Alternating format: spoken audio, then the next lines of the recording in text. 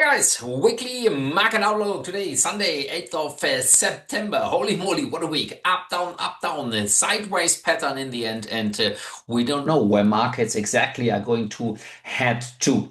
We had a disastrous data from the US. So basically, non-farm payrolls did not kick the can down the road. ADP employment change also kind of disappointed, and in general, we saw that obviously the impact in regards to the US dollar seems to be ongoing. Let's move backwards and just check out how it goes this current week.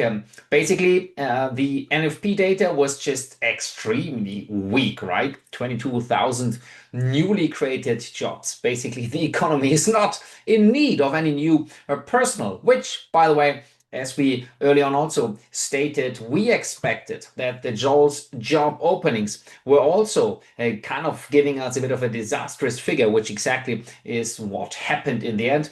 Less jobs basically on offer from the economy, and obviously with a bit of a delay, the ADP data also weakened. So we have numbers from the United States, which basically would be something exactly for Jerome Powell to cut rates in a couple of days' time, basically next week, not next week, moving forward.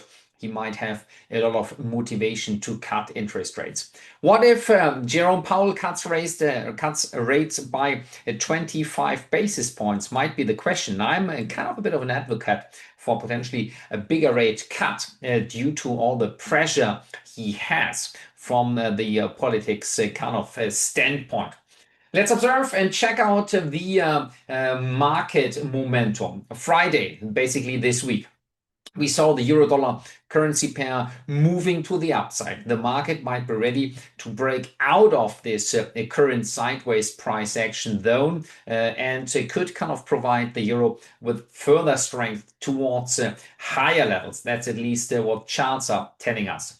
How about the pound against the US dollar? Remember, we are still in short positions here with this market. The pound obviously also geared up some momentum, yet is lagging behind.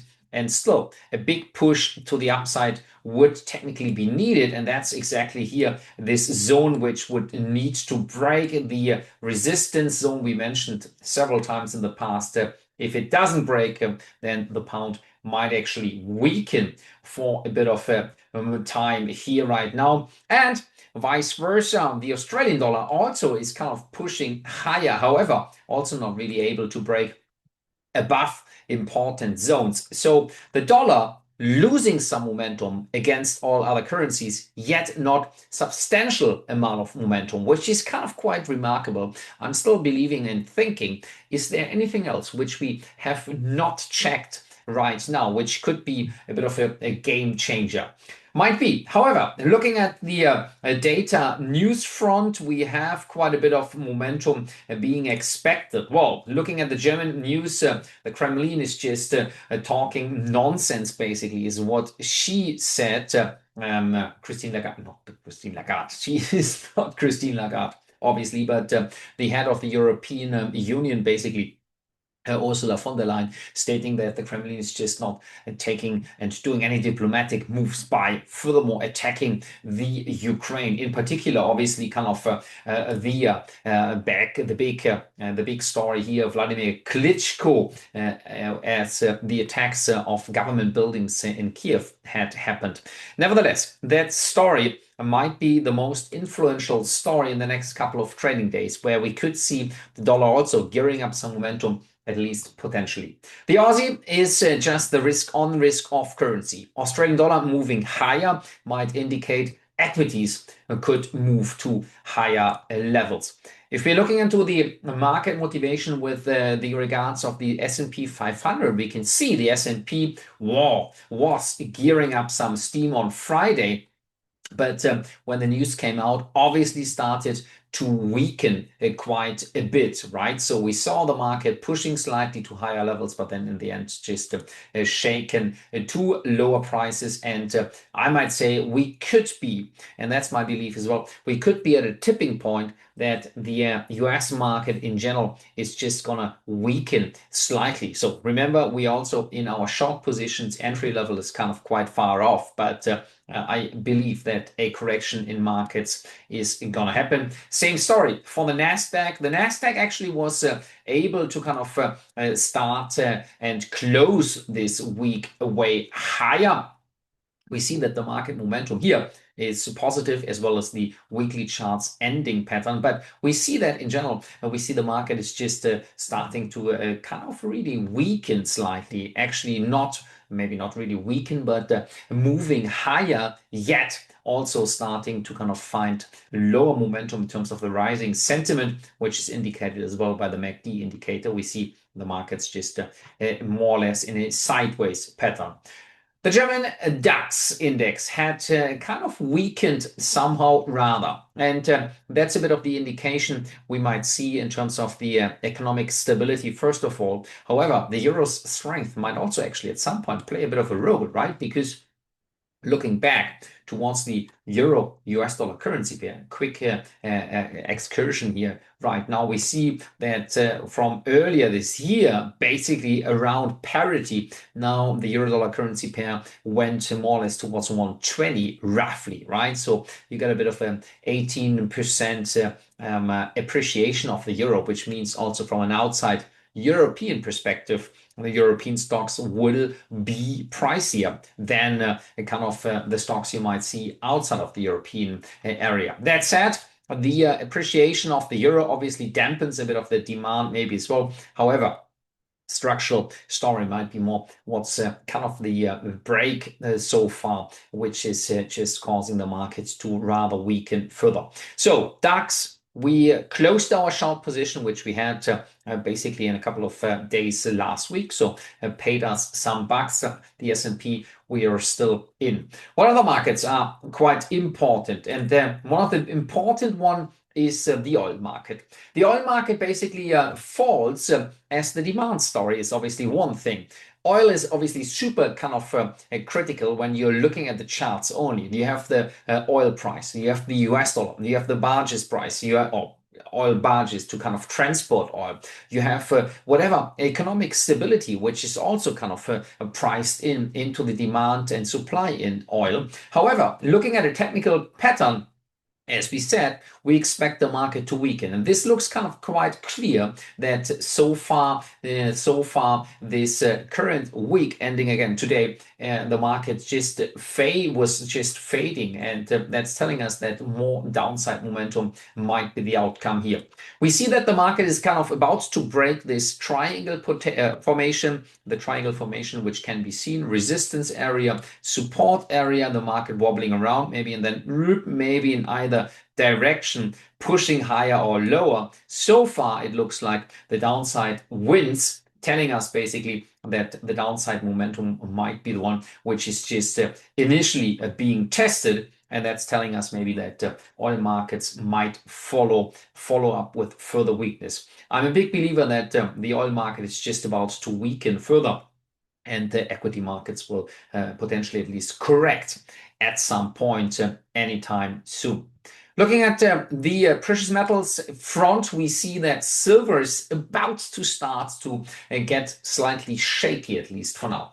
Silver's market had not been able to rise further. Well, this week has been positively behaving. However, Friday's candlestick pattern tells us that the US dollar was trading quite weak, and more weakness in the dollar should be what's just helping the markets to basically rise to the upside. However, it's not happening because last week, or this current week on Friday, the market initially attempted to run higher based on the weakness of the dollar, based on the non-farm payroll news event we just started to talk about during our session here today. However, the market was not able to kind of rise beyond the upside. The market was not able to kind of break the high point substantially. In the end, this means that the downside potential might be on the cards. telling me that the silver market could face further negative headlines ahead.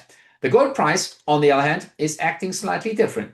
Gold more or less impacted by some sort of dollar weakness, but also dollar weakness is one point, by risk of sentiment, meaning traders might kind of take some risk off the market's table, shifting their portfolio or shifting from equities towards a safe haven gold, which during current times looks kind of quite positively behaving here. We saw the market pushing higher. We saw the market's kind of mobility to the upside here. We have this kind of quite interesting momentum. But now at this point, the market in terms of gold looks quite positive. For my part, I exited fairly recently kind of the majority, I might say, of my WPM wheat and precious metals position, as I believe we see a bit of a correction. Why that? If equities correct to the downside, quite often also gold prices initially, during the initial phase, correcting further, which tells me that so far there might be a bit of a saturation to be seen in this market. Yet, if looking at the charting pattern, you can see we are still in a strong and steady uptrend here. Whatever the RSI pattern tells us, we can check actually how much this means or what this means in terms of the upside, what the MACD indicator tells us, and MACD still sharply rising, probably a bit of a dent here. However, the dent was basically recovered. We can see this here when the market started breaking higher. Also the dent in this MACD indication kind of pushed back to higher levels. So this is a sustainable trend to higher levels in gold seems to be still the case, whereby, as I said, silver might remain a bit shaky as equities could perform a bit of a retest with lower price levels in the next couple of trading days. What else do we have on the horizon? Our Kiwi trade is looking good so far, again, with some strength of the dollar. I'm currently not too sure, to be honest, where the strength of the dollar fundamentally should come from. Because if we get a bit of a rate cut on the 17th of September, still more than a week to go, we would rather get weakness on the greenback. As said, I'm still waiting for whatever inflows, whatever momentum, motivation we get in terms of the New Zealand dollar's weakness, but also the US dollar's strength. So the market's trend here in the Kiwi looking kind of quite cool, and the market might actually weaken based on the trading patterns. I still see the strong trend line movement here, support, support, support, support, now turning resistance, and now maybe time for this market to weaken. Speaking of my portfolio, what we also like to observe currently is the pounds Australian dollars weakness here. We have a strong retracement here. We had some nice zones we debated a couple of times in the past. This candlestick pattern, beautiful pin bar here, and again we are on the monthly charting candlestick patterns horizon. That's a long-term resistance area here, which hasn't broken to the upside. We saw the market fading to the downside here. That's the zone to talk about. We got another pin bar candlestick, and we got another candlestick here, which at the moment tells me that the market's weakness might continue, leaving the pound with further negative price sentiment. But again, that would mean we see further upside in equities. And guys, this could be another reason. It would be a bit of a conflicting trade in regards to the New Zealand dollar towards the US dollar. However, maybe the pound weakens. That's one thing. Maybe the other gains momentum. Maybe the Australian dollar is rising based on the sentiment that the Federal Reserve is going to cut rates, which pushes momentum towards a risk on currency, which would be the Aussie, which translates towards the pound Australian dollar weakness, where we had this quite often, that basically after or during rate cut periods, and we got now the Jerome Powell story, which is likely and highly expected that he's going to cut interest rates, which could give us another push, maybe on the short term, in the third, fourth week in September, for the markets to move higher. A push to the upside here might indeed push the Australian dollar as well higher, which tells us the pound Aussie is expected to potentially weaken. Now, last but not least, how is the crypto space going? We have not much to expect, at least for now. The crypto market has not really done anything major during the recent couple of trading days. Instead, we see currently that the crypto space is going to weaken somewhat, also fluctuating due to maybe just some slight weakness or at least shakiness in the equity sector. Bitcoin has basically pushed slightly higher during the recent a couple of trading days here, and now is just facing maybe the general truth. The market looks set, for me at least, or to me, to weaken somehow. Ethereum also is not really looking actually kind of quite cool for now. The market only, if breaking the high points here, would be expected to push higher. Again, spoiler, I still have my long position in Ethereum, and I'm not gonna I'm not gonna close this one out. Why? Because we've seen fairly recently a new all-time high being created, and I see this as a corrective pattern. Let's jump straight towards Solana. Solana also is where I am long in, and Solana as well hasn't created an all-time high, but also Solana went slightly above the fairly recent high point here, and I see that Solana has still some sort of chances to push higher. Plus, and last but not least, in these markets, XRP is starting to appreciate slightly. XRP is still kind of my beloved pattern, which I like here, offering the nice pattern, which I like, as I might say as well, even without strong support, strong general support, fundamental support, XRP could rise sharply as a rocket. Plus, again here, the ETF, any ETF in the making would professionally help this market to become another rising star here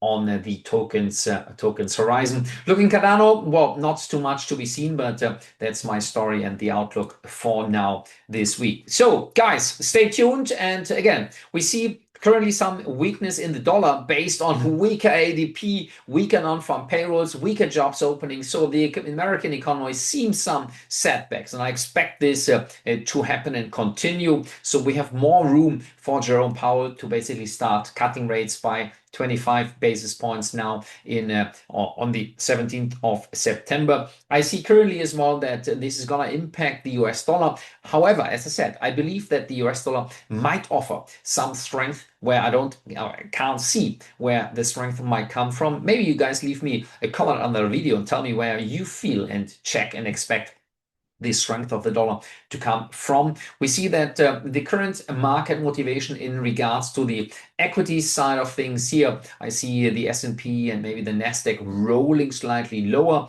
The recent strength has actually been proportionally strong in regards to what we've seen from the US. Alibaba trading steady. We see also Hang Seng Tech Index trading steady. So all those markets are kind of nicely performing so far, whereas US indices are a bit on the sideways pattern as the market's outcome is concerned. And oil prices, as I said, might offer us what we see straight from the economy. Oil markets kind of are about to weaken further, and in particular when looking around here, well, driving my V8 currently here in Germany, oil prices on the pump had not weakened or had not caused the prices to weaken further, which is a contrary difference kind of in particular looking at prices in Thailand, which actually are rather falling. Oil prices, taxes and whatnot are basically a different story over there. Guys, happy trading. Talk to you soon. And again, promised next week another video with Mirko in regards to equities, towards dividends and whatnot. So stay tuned, stay focused. Have a great start of the week. Looking forward to chat with you tomorrow. See you then. Take care. Bye.